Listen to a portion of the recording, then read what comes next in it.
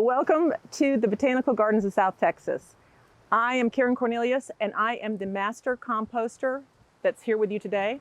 I am part of a team of Master Composters who were first educated in 2019 in a 12-week program developed by the state of Texas, and our teacher was Melissa Zamora.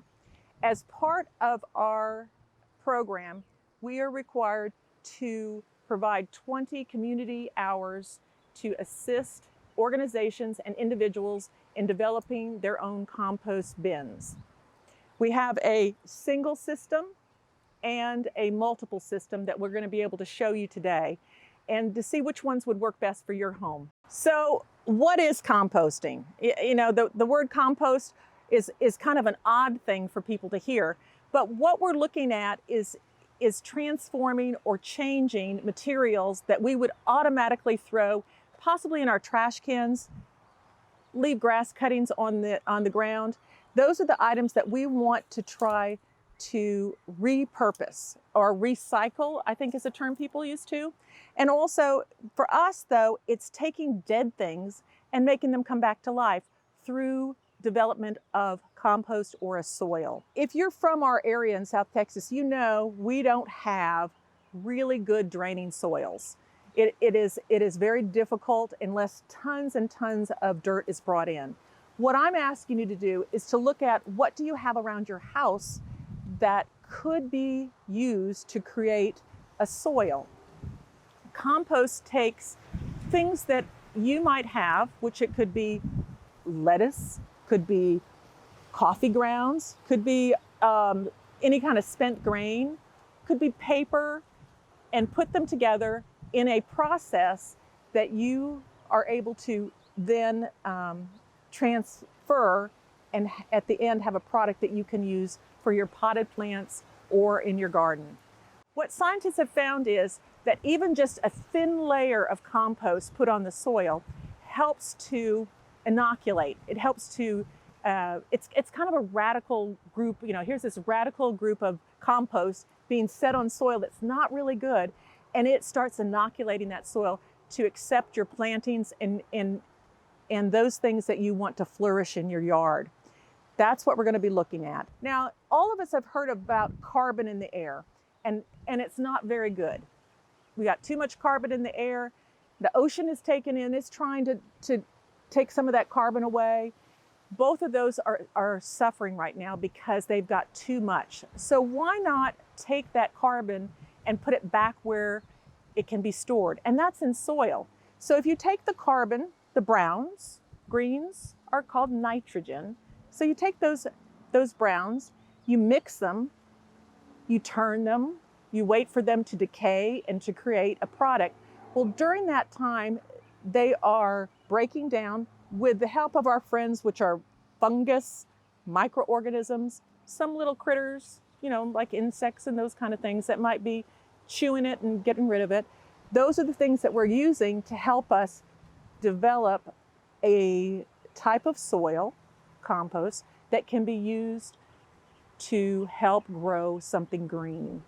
So we're all hanging out in our kitchen and we're going to figure out what we can use in that compost bin. And many of you have created some kind of container to put the refuge or the greens in, the material that you're going to take out to the compost bin. So that we have to be very careful that we don't let that go to spoil, and you might have to keep it in the freezer or you might have to keep it in the refrigerator, especially in South Texas. But when we look at greens and even in your refrigerator, you're talking about any of the fruits and vegetables that you would normally eat. But we have to be a little cautious with citrus in the peeling. Now, if you are a person that eats one orange a day or a grapefruit a day, that's not a problem having that peel go into your compost. If you look at tearing it up, we want everything, our leaf, our products that we're going to put into the compost, smaller than our hand. So get those kids out there to cut and tear and do those kind of things to make sure it's the right size. So you're going to look at your lettuce, all your vegetables, any of those things can go in there. Also, you're going to, you know, around your house, Look at your grass clippings, as long as they're clean. We don't want to have any seeds that go in there that would produce more weeds or more plants that you're not wanting to happen. Behind me, you'll see that there are some of our plants that have like a fungus on it, and you may have that even at your own house where they've gotten too much water, they're turning yellow, or they have some kind of mold or something. We don't want any of those to go into a compost because it could expand and multiply in there. So clean plants, clippings from your garden or outside your house, so shrubbery, any of those leaves.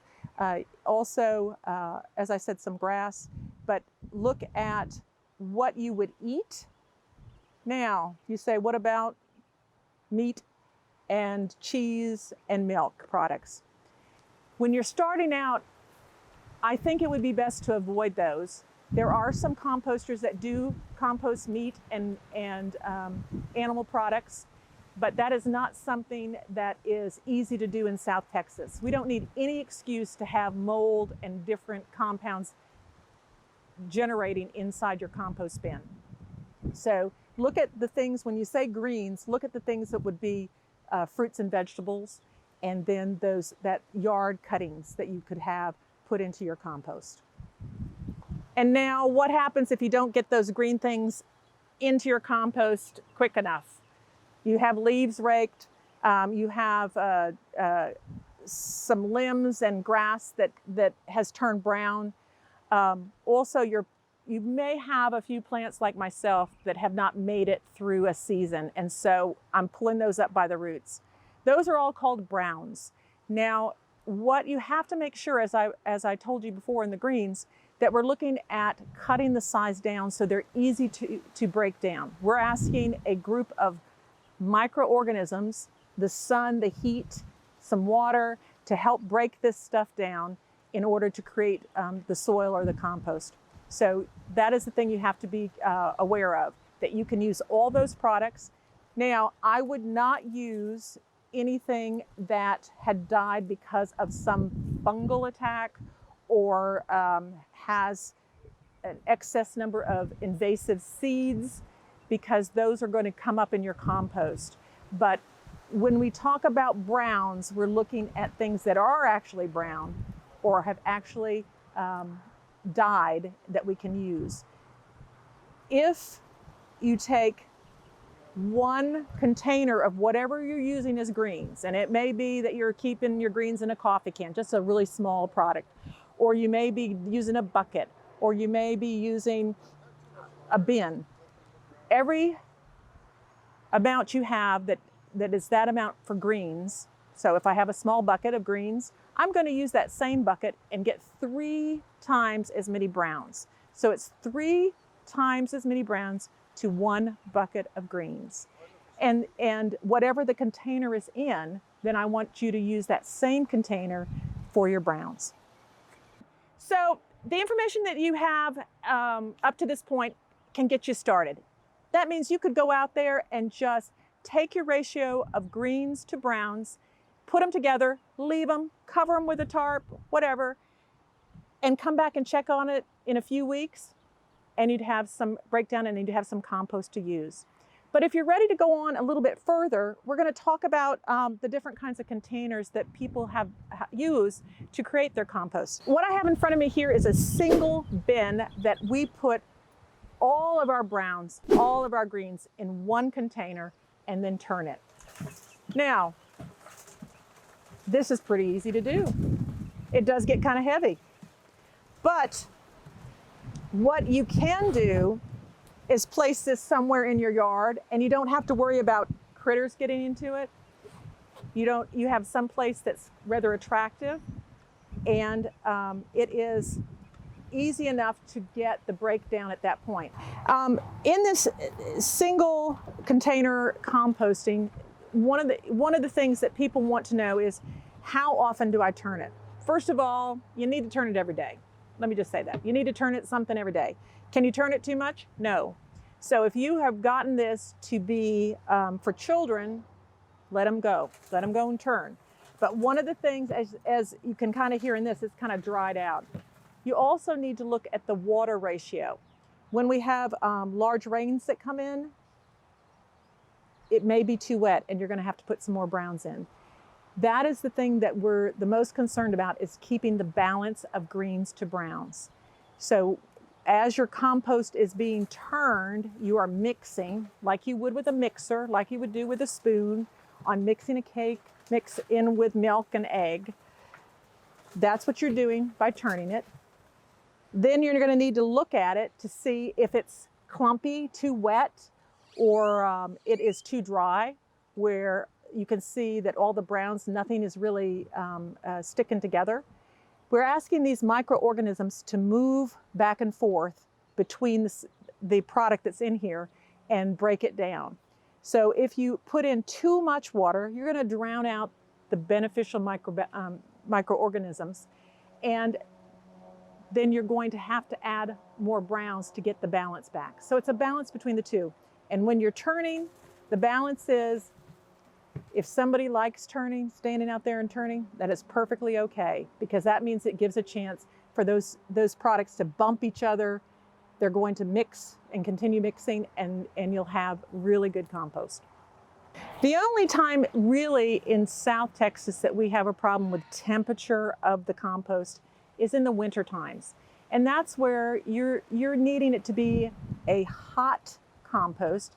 That helps to support the beneficial product and kill off the product that we really don't want to grow. A temperature gauge helps us figure out if we're in the right range each time that we're working with it. But generally, for us home composters, we just put our hand and we can feel it warm. We know that it's cooking. Okay, we're here at the 3-bin system. And let me just tell you, the 3-bin system is where dead things come back to life. So this is a plant that no longer has any purpose in my yard.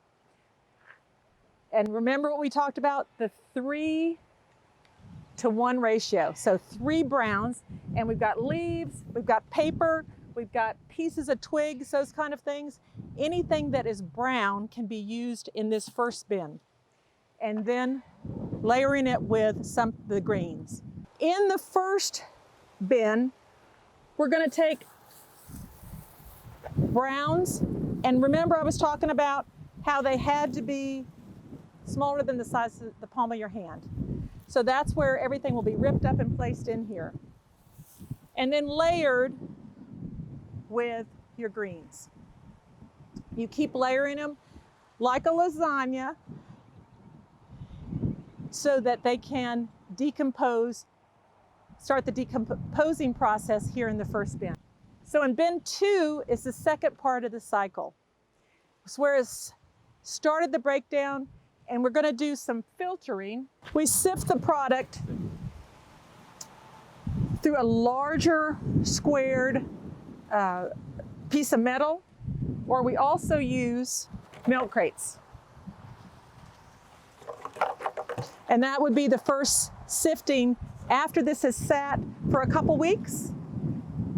You can go on and turn it during that time. If you don't want to, it's okay, because it will do what it's supposed to do. Also, you want to water it to keep it moist.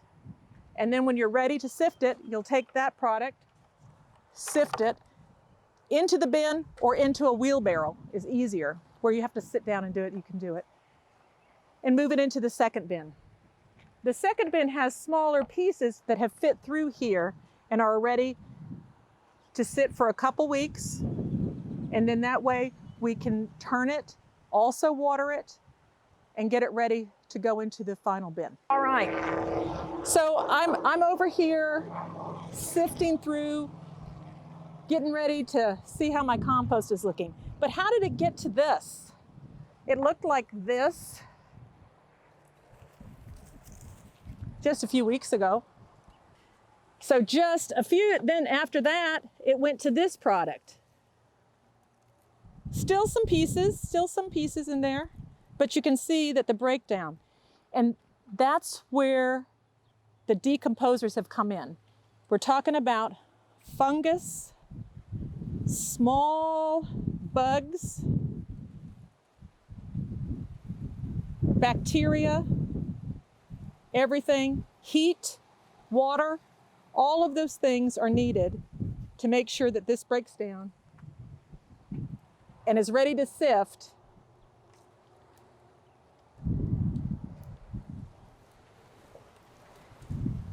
And what's so great is the pieces that aren't ready go back into that bin, and they get some more time.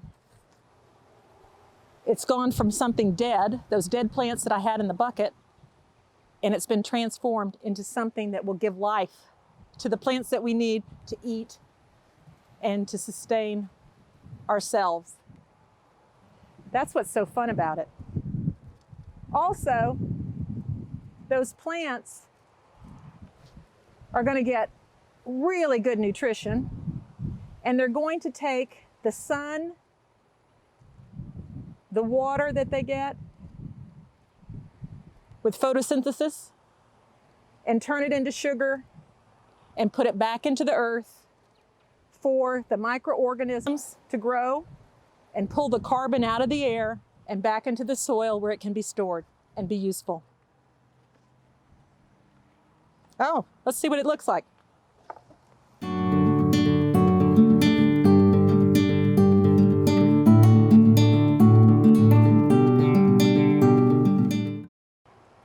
You may ask, what does it smell like? To me, it smells like really rich dirt, but it smells earthy. It smells like something that has been freshly made, kind of like the difference between bread on a counter and bread out of your oven. This has a definite aroma of dirt and minerals and richness that is a lot different than the ones that we can buy in a bag. None of this is supposed to stink. So if it does, and you can't figure it out, that's where you need to ask one of the master composters to come over. That's what we do, is we go to other people's homes and look at their compost.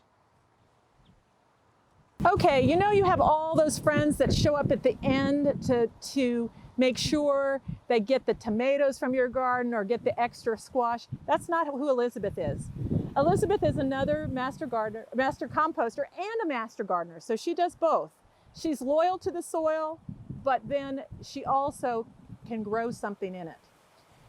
What we want to do is make sure that you understand the basic thing.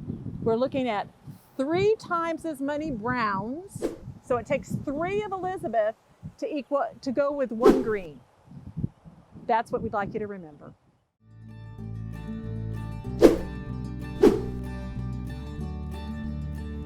It is our hope that after seeing this video, you'll be as enthusiastic as we are about compost. Now, it's something that you may not have thought of, or you may have been just interested in doing it. First of all, you have to have a community to help you. As you saw the different things that we were doing throughout the video, it is really a community event to get that going. You can absolutely do it in your backyard, but there's nothing better than sharing dirt with a few friends. So please think about joining your garden's composting group. And if you have any questions, you know where to find me. Shoveling dirt.